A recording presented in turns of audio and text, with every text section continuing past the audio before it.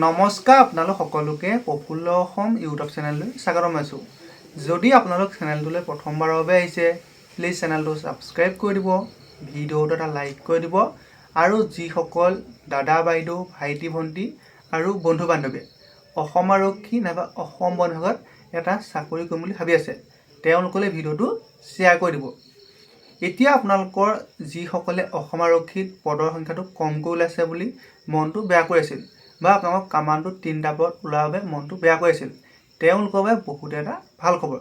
এই ভিডিঅ'টোত আপোনালোকৰ বাবে কি ভাল খবৰ আছে সকলোখিনি কথা জনাই দিম, গতিকে ভিডিঅ'টো শেষলৈকে চাই থাকিব। এতিয়া আপোনালোকৰ অসমৰ মাননীয় মুখ্যমন্ত্ৰী ডক্টৰ হিমন্ত বিশ্ব শৰ্মা ছাৰে আগন্তুক যি বিধানসভা নিৰ্বাচন হ'ব সেই বিধানসভা নিৰ্বাচনৰ বাবে আপোনালোকৰ বিভিন্ন জেগাত তেওঁ নিৰ্বাচনী সভাসমূহত অংশগ্ৰহণ কৰিছিল আৰু সেই নিৰ্বাচনী সভাসমূহতে CM ছাৰে ঘোষণা কৰিছিলে অহা 5 বছৰত নতুনকৈ 2 লাখ নিযুক্তি দিব আৰু সেই 2 লাখৰ ভিতৰতে 25,000 পুলিচতে নিযুক্তি দিব। আৰু আপোনালোকৰ যিসকলে কামাণ্ডোত যাম বুলি ভাবি আছিল তেওঁলোকৰ বাবে তাতকৈ এটা ভাল খবৰ, কিয়নো CM ছাৰে নিজে ঘোষণা কৰিছিলে অসমত আকৌ নতুনকৈ 2টা কামাণ্ডো বেটেলিয়ন গঠন হ'ব। এতিয়া আপোনালোকৰ এটা কামাণ্ডো বেটেলিয়ন মিনিমাম আপোনালোকৰ 500ৰ পৰা ওপৰত মানুহ থাকে, গতিকে আপোনালোকৰ যেতিয়া 2টা নতুন কামাণ্ডো বেটেলিয়ন গঠন কৰিব তাত আপোনালোকক কমকৈ হ'লেও আপোনালোকৰ 1000 আপোনালোকৰ নতুন মানুহ ল'ব লাগিব।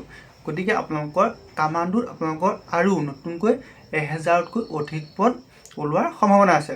আৰু আপোনালোকৰ ইফালে অসম আৰক্ষীত CM ছাৰে নিজে কৈছে নতুনকৈ 25,000 মানুহ ল'ব। গতিকে আপোনালোকৰ যিসকলে অসম আৰক্ষীত যোৱাৰ সপোন আছে তেওঁলোকৰ বাবে বহুত এটা ভাল খবৰ।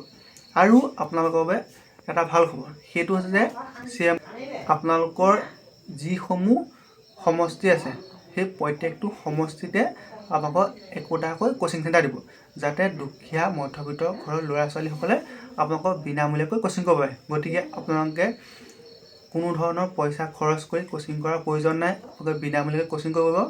মাত্ৰ আপোনালোকে নিজকে সাজু কৰক। প্ৰথম কথা আপুনি ফিজিকেল টেষ্টৰ বাবে নিজকে সাজু কৰক, কিয়নো আপুনি অসম আৰক্ষী আপুনি AB UB নাইবা আপোনালোকে অসম বন বিভাগৰ যি ফৰেষ্ট গাৰ্ড ফৰেষ্টাৰ গ্ৰেড 1 তাৰপিছত আপোনালোকৰ কামাণ্ডো কনষ্টেবলৰ যিখিনি পদ আছে সেই আটাইখিনি পদতে প্ৰথম আপোনালোকৰ ফিজিকেল টেষ্ট অনুষ্ঠিত হয়।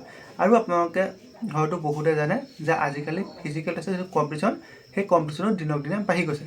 আপোনালোকৰ আগৰ আগতে আপোনালোকৰ যেনেকৈ 21-22 চনত আপোনালোকৰ ফিজিকেল টেষ্টত 25-26 নম্বৰ পাই চাকৰি পাইছিল, সেইদিন এতিয়া গৈছে। আপোনালোকৰ সেইটো দিন এতিয়াও আছে, কিন্তু আপোনালোকৰ মাত্ৰ কেইখনমান ডিষ্ট্ৰিক্টত বিশেষ আপোনালোকৰ কেইটামান সম্প্ৰদায়ৰ মানুহ হয়।